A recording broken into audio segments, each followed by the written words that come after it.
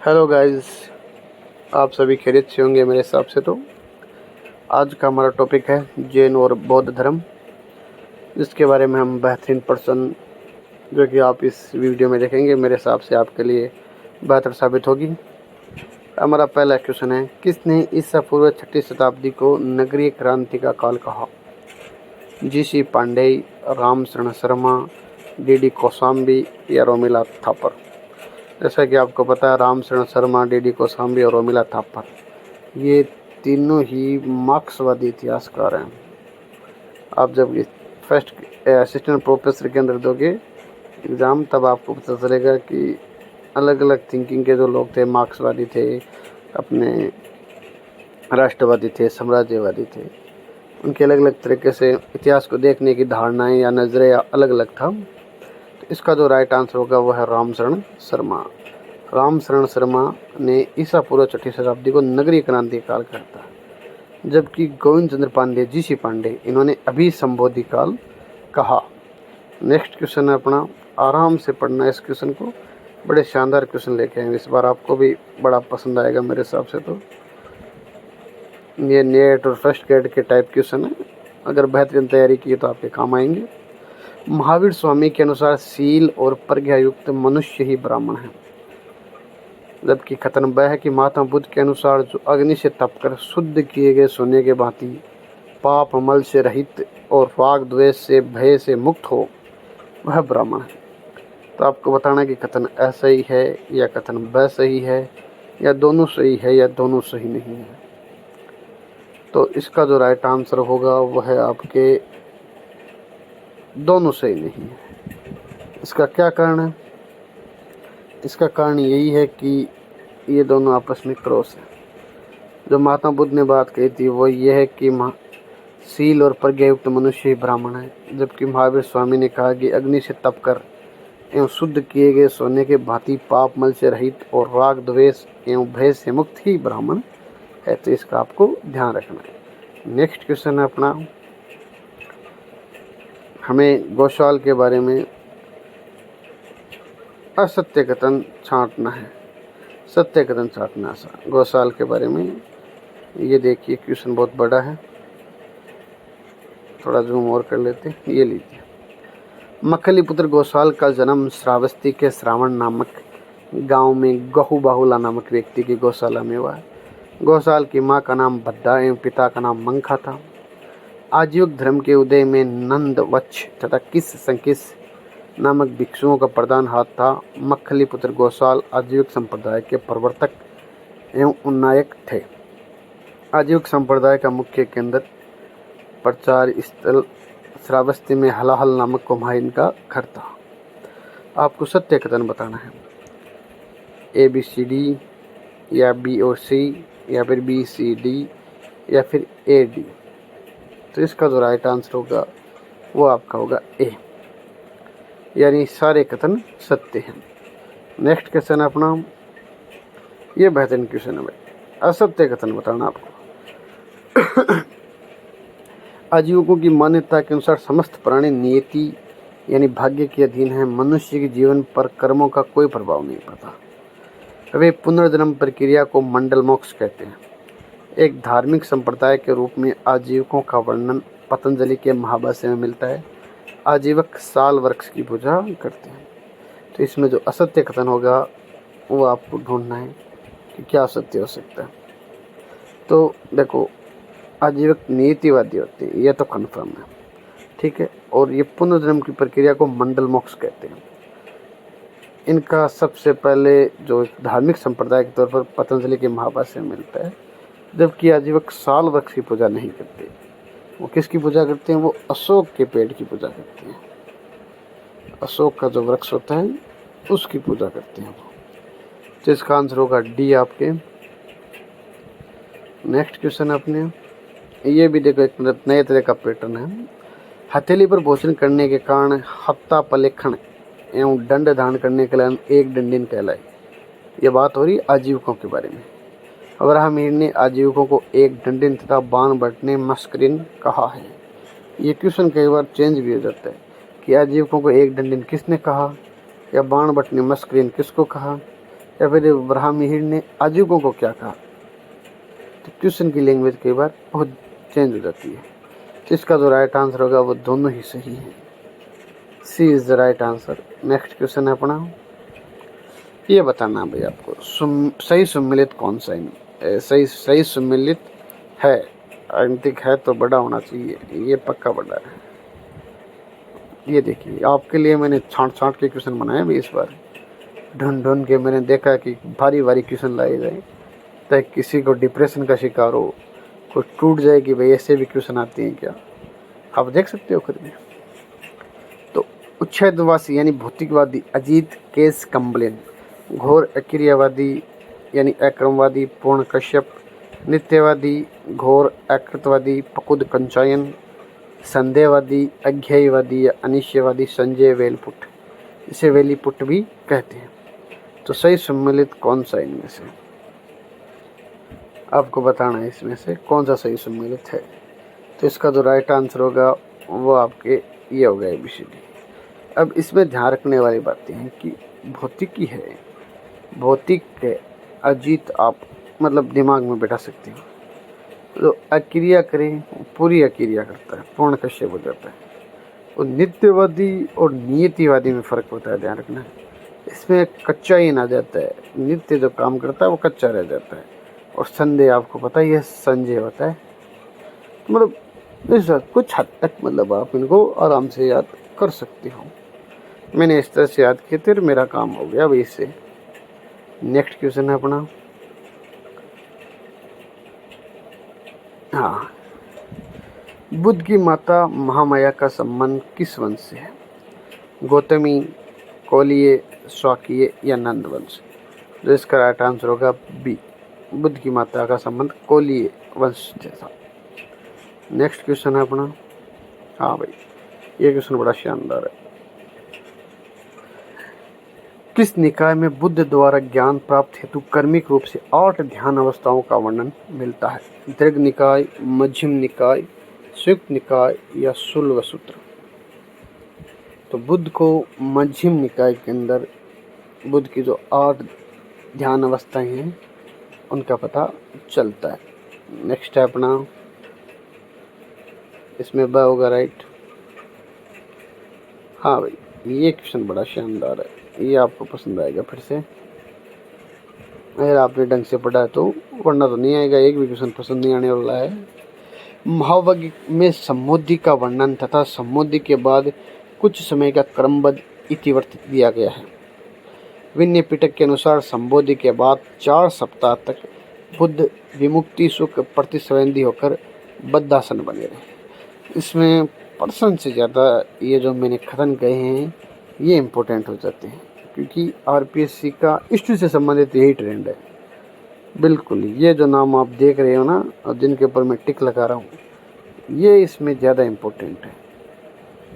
ये क्वेश्चन चाहे इनकी भाषा चेंज हो सकती है और भविष्य में आपको RPSC में देखने को मिलेंगी, ऐसा मेरा पूरा विश्वास है। तो इसका भी जो राइट आंसर है वो आपको बताना है, दोनों ही सही है। सी, दोनों ही सही है। ये बात, ये एक और शानदार प्रश्न आ गया आपको। महावज्ञ के अनुसार बुद्ध ने सर्वप्रथम तपस्सु एवं भलिक नामक 2 बंजारे शूद्र को किस स्थान पर बौद्ध धर्म का अनुयायी बनाया। नालंदा, सारनाथ, गया या पावापुरी। अगर आपने गौर से ध्यान से पढ़ा है तो आप इसका उत्तर दे सकते हो। इसमें एक बात जो ध्यान रखने के लायक है, देखो 2 बंजारे और शूद्र, इसका मतलब सबसे पहले बुद्ध ने जिनको शिष्य बनाया था वो शूद्र थे। पर कई बार उस वक्त ये आ जाता कि बंजारे थे वो जो अपने वैश्य समुदाय है उसमें आते थे उस टाइम, क्योंकि व्यापार वगैरह का कार्य बंजारों के द्वारा किया जाता था। और ये बंजारे भी म्यांमार बर्मा तक व्यापार करते थे, या तो वहाँ के थे ये या फिर वहाँ से व्यापार करते। मैंने एक बार पढ़ा था ये, या तो ये वहाँ के थे या फिर उन्होंने व्यापार किया था। तो इस प्रश्न में आपको बताना है कि बुद्ध ने जो सर्वप्रथम तपस्वी एवं बल्ली को जो 2 बंजारे थे उनको बौद्ध धर्म का न्याय बनाया था, वो किस जगह पे बनाया था। तो नालंदा, सारनाथ, गया या पावापुरी। तो इसका जो राइट आंसर होगा वह है गया। बिल्कुल, क्योंकि आपको लगेगा भाई गया तो कहाँ होगा, गया है इसका उत्तर। नेक्स्ट क्वेश्चन है अपना, हाँ, निम्न में से बुद्ध के प्रथम 5 शिष्यों में कौन सा नहीं है? आनंद, कौंडिन्य, असजीवप एवं महानाम। तो बुद्ध के जो 5 शिष्य थे उसमें स्टार्ट में बुद्ध के जो 5 साथी थे वो थे, इनमें से आनंद उस वक्त बुद्ध के शिष्य तो नहीं बने थे, तो इसका होगा ये कौंडिन्य, असजीवप और महानाप, प्लस एक बद्धिये भी हैं। और एक ट्रिक बनाई थी मैंने छोटी सी, पर अब शायद दिमाग से निकल गई, कभी याद आएगी तो वीडियो बना देंगे अपना क्या है उसमें, और वीडियो बना देंगे अपना क्या जा रहा है। नेक्स्ट क्वेश्चन है, ये एक अच्छा क्वेश्चन है, अस्तोमा सदगम्य का उल्लेख कहाँ मिलता है? छांदोग्य, ऋग्वेद, केन या गोपत ब्राह्मण। तो अस्तोमा सदगम्य का उल्लेख आपको ऋग्वेद में मिलता है। और एक और आता है, आपने शायद संस्कृत पढ़ी होगी, मैंने पढ़ी है, तमसोमा ज्योतिर्गम्य, उसका शायद बृहदारण्यक में मिलता है। मेरे को कंफर्म तो नहीं पता, पर मैंने जहाँ तक पढ़ा है वो होना चाहिए उसका उत्तर। तमसोमा सदगम्य, अस्तोमा सदगम्य, तमसोमा ज्योतिर्गम्य। नेक्स्ट क्वेश्चन है अपना, असत्य कथन बताना है भाई। महात्मा बुद्ध ने सर्वाधिक उपदेश श्रावस्ती में दिए। बुद्ध ने राजगृह में यश नामक श्रेष्ठी को संघ का सदस्य बनाया। उदक साटी बौद्ध भिक्षुणियों के वस्त्र को कहते हैं। द्रोण की अध्यक्षता में बुद्ध के शरीर के 8 भागों में विभाजित किया गया। तो इसका जो असत्य होगा वो आपको देखो, बुद्ध ने सर्वाधिक उपदेश तो श्रावस्ती में दिए, ये तो सही है आपका। राजगृह में नहीं बनाया भाई, राजगृह में नहीं बनाया, कहाँ बनाया वो देखते हैं। उदक साटी है वो बौद्ध भिक्षुणियों के वस्त्र को कहते हैं, जबकि द्रोण की अध्यक्षता में शरीर को 8 भागों में विभक्त किया था। बुद्ध ने इन्हें यश को राजगृह में नहीं बल्कि बनारस में बनाया था। बिल्कुल सही है, ये आपको सम्मिलित करना साहब, सम्मिलित नहीं है। 4 दर्शे, मध्यम निकाय, महापरिनिर्वाण सूत्र, दीर्घ निकाय और 4 आर्य सिद्धांत संयुक्त निकाय, ये बेहतरीन है। और अंगारा स्तूप, अजात शत्रु। तो इसका जो राइट आंसर है जो सम्मिलित नहीं है वही है अंगारा स्तूप, क्योंकि ये किसने बनाया था? ये पीपलीवन के मौर्यों ने बनाया था। ठीक है, पीपलीवन के मौर्यों ने बनाया था।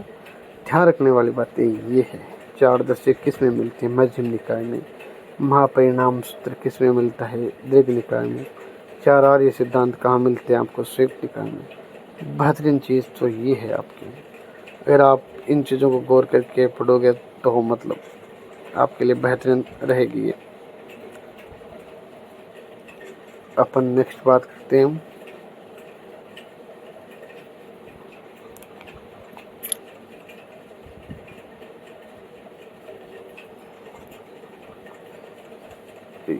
चलो हम नेक्स्ट पहुंचते हैं भाई।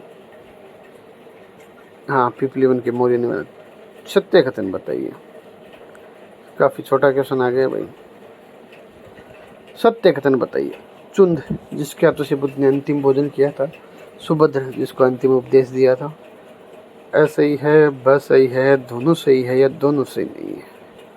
अब आपको बताना है। तो इसका आंसर होगा दोनों सही है, C is the right answer. इस क्वेश्चन का राइट आंसर होगा वो आपके है सी। चुंद ने ही अंतिम भोजन करवाया था। शुक्र माधव और सुभद्र जिसको अंतिम उपदेश दिया था। कई किताबों में जो शुक्र माधव है उसको सुअर का मांस बताया गया, जबकि कुछ किताबों में ये आया है कि ये एक तरह के कुकुरमुत्ता जो राजस्थान में भूंगा कहते हैं ना, उसकी एक नस्ल है शायद, उसके भोजन को कहते हैं। नेक्स्ट क्वेश्चन है अपना। हाँ भाई, ये भी एक बेहतरीन क्वेश्चन है। अनोमा नदी, जिसपे बुद्ध ने सिर मुंडाकर भिक्षु वस्त्र दान किया था। निरंजना नदी, जिसमें सुजाता से खीर खाई। हराम संभार नदी, जहाँ पे इनका अंतिम संस्कार किया गया। और हिरणवती नदी, जहाँ पे जिसके निकट इन्होंने मृत्यु को प्राप्ति पाई। तो कौन सा सम्मिलित है? जैसा कि पैटर्न फॉलो हो रहा है, इसका जो राइट आंसर होगा वह है ABCD। ABCD। यह बात आप ध्यान रख लेना, ये आपके काम में आने की चीज़ें परीक्षा में, किसी भी परीक्षा में बोध या जैनों से संबंधित अगर फैक्चुअल क्वेश्चन आते हैं तो इनमें से पूछा जा सकता है। नेक्स्ट क्वेश्चन है अपना, ये भी एक बेहतरीन क्वेश्चन है। असत्य कथन बताना भाई आपको कि किस स्थान पर बुद्ध के कौन से शिष्य बने थे। अनुप्रिय स्थान पर आनंद और उपाली, अंगुलिमान डाकू श्रावस्ती, राजगृह में सारिपुत्र एवं मोदगलयान और बद्रिक सारनाथ। तो इसका जो राइट आंसर होगा वो आपके है बद्रिक। बद्रिक सारनाथ में नहीं बना था भाई, बाकी ये तीनों सही है कि ये राजगृह में बने थे, ये श्रावस्ती में बना था, अनुप्रिय में उपाली और आनंद के साथ 2-3 और बने थे, और बद्रिक भी अनुप्रिय नामक स्थान पर बना था। नेक्स्ट क्वेश्चन है अपना कि महात्मा बुद्ध ने अवंती नामक स्थान पर किसे अपना शिष्य को भेजा, किस अपने शिष्य को भेजा जिसने बौद्ध धर्म का प्रचार किया था। महाकचयन, महाकश्यप, आनंद या स्वयं। तो जैसा कि आपको पता ही है कि इसका राइट आंसर होगा महाकचयन। महाकचयन को बुद्ध ने अवंती में धर्म प्रचार के लिए भेजा था। नेक्स्ट क्वेश्चन अपना, बुद्ध के महापरिनिर्वाण के बाद उनके शरीर का हिस्सा निम्न में से किसे को प्राप्त नहीं हुआ था। प्रसन्नजीत, वैशाली के लिच्छवी, वेद द्वीप के ब्राह्मण और पीपली वन के मौर्य। तो जो बुद्ध के शरीर जब उसको 8 हिस्सों में बांटा गया था, तब उसमें एक हिस्सा पीपली वन के मौर्यों का भी था, एक हिस्सा वेद द्वीप के ब्राह्मणों का भी था, ये ध्यान रखने की चीज़ें हैं। एक वैशाली के लिच्छवी का भी था, प्रसन्नजीत का उसमें हिस्सा नहीं था। उसकी जगह कौन थे? अजातशत्रु थे, अजातशत्रु का हिस्सा था उसमें। नेक्स्ट क्वेश्चन अपना, कई बार इनकी जातियां भी पूछी जाती कि कौन सा शिष्य किस जाति से संबंधित था। अब सम्मिलित बताना आपको। मातंग शूद्र, सुनीति भंगी, उपाली रथकार, यश व्यापारी। तो यश तो आपको पता ही, आपने पहले अटेंड किया था, यश व्यापारी था। मातंग शूद्र, सुनीति भंगी, जबकि उपाली था, रथकार नहीं जबकि नाई जाति से संबंधित था। ये बुद्ध के जो विभिन्न शिष्य थे उनकी जातियों के बारे में बताया गया है। उपाली नाई जाति से संबंधित था। हाँ, ये भी एक बेहतरीन क्वेश्चन है, शायद पिछले के एग्जाम में भी पूछा भी गया है कि बौद्ध ग्रंथ सूत निपात में पशुओं को अंधा, वरदा और सुखदा कहा गया है। दीर्घ निकाय में बुद्ध ने किसानों को बीज, व्यापारियों को धन और श्रमिकों को पारिश्रमिक देना राजा का कर्तव्य बताया है। तो आपको यह बताना कि या दोनों कथन सही है, या ए कथन सही है, या बी कथन सही है, या फिर दोनों ही सही नहीं है। तो इसमें जो ध्यान रखने वाली बात यह है कि जो सूत निपात ग्रंथ है उसमें पशुओं को अंधा, वरदा और सुखदा कहा गया, और दीर्घ निकाय है उसमें किसानों को बीज, व्यापारियों को धन और श्रमिक को पारिश्रमिक देना राजा का कर्तव्य बताया। दोनों ही कथन सही है। एक बार शायद ये क्वेश्चन आया था कि सबसे पहले पशुओं को मतलब संरक्षण देना या गायों को संरक्षण देना किसने, गोपालन का महत्व किसने बताया था? तो महात्मा बुद्ध ने बताया था। नेक्स्ट क्वेश्चन है अपना, हाँ भाई ये फैक्चुअल क्वेश्चन है, सीधा क्वेश्चन है, सीधा उत्तर है। बौद्ध संघ को प्राप्त होने वाला प्रथम विहार कौन सा था? वेलुवन, सीतवन, आम्रपाली वन या जेतवन। तो बौद्ध धर्म को जो सबसे पहले विहार प्राप्त हुआ था वो था वेलुवन। A is the right answer. Next question है अपना, ये भी काफी शानदार क्वेश्चन है। प्राचीन रत्नागिरी महाविहार कहाँ स्थित था जो कि गर्दकोट के नाम से प्रसिद्ध? यह बुद्ध का प्रिय निवास स्थल भी था, गर्दकोट के नाम से प्रसिद्ध था और यह बुद्ध का प्रिय निवास था। नालंदा, राजगृह, सारनाथ या पीपली वन। तो जो रत्नागिरी महाविहार है उसकी आपको लोकेशन बतानी है, जो गर्दकोट के नाम से भी फेमस था। इसका राइट आंसर होगा ये राजगृह के अंदर स्थित था। ये एक शानदार क्वेश्चन आ गया भाई, ये भी ध्यान रखने की चीज़ें हैं। सम्मिलित कीजिए, सम्मिलित करना तो फिर क्वेश्चन बड़ा आएगा भाई, ये सम्मिलित में पूरा ही आ जाता है। गोशिताराम कौसम्बी सही है। जेतवन श्रावस्ती क्या सही है। सीतवन राजगृह या अमरपालीवन वैशाली।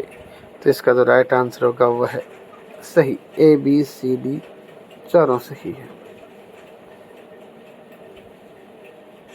इसमें आपको ध्यान रखना, अभी गोशिताराम है ये कौसम्बी के अंदर है, जेतवन है ये श्रावस्ती में है, और अमरपालीवन आपको जैसे पता ही कि वैशाली की थी अमरपाली, तो ये वैशाली में होगा। राइट आंसर है A B C D. Next question भाई, असत्य कथन बताना आपको। बौद्ध संघ का प्रमुख विनयधर कहलाता है।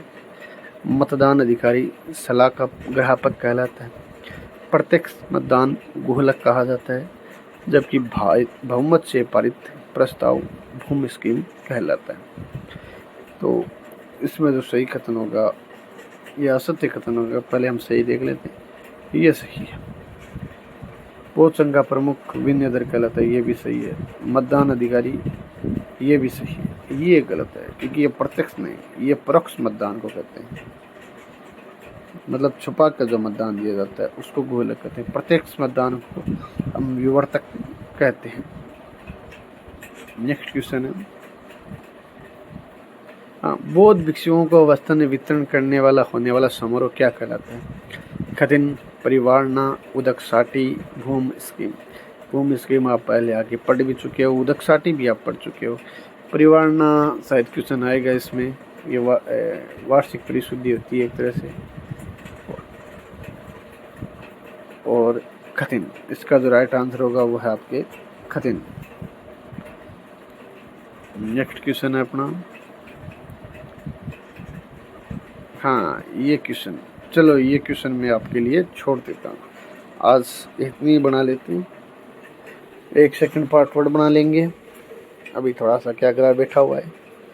अगर आपको वीडियो पसंद आया है तो चैनल को सब्सक्राइब शेयर जरूर करें, क्योंकि बीच बीच में मैं नहीं बोलता हूँ, याद नहीं रहता इतना मुझे, तो कि यूट्यूब पर वीडियो बनाते तो इसी में खो जाते हैं। देखो, बौद्ध धर्म अनिश्वरवादी धर्म यानी अनात्मवादी है। बौद्ध धर्म में पुनर्जागरण में विश्वास करता है। दो बातें हैं, आप ध्यान रख लेना। कौन कौन सी दो बातें।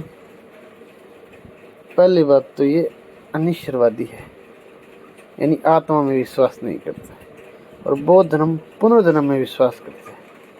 अब आपको बताना कि ऐ सही है, ब सही है, दोनों सही है या दोनों सही नहीं है, ये आपके लिए है होम वर्क। नेक्स्ट वीडियो आएगी, उसमें हम बताएंगे कि ये सही है या आपका गलत है।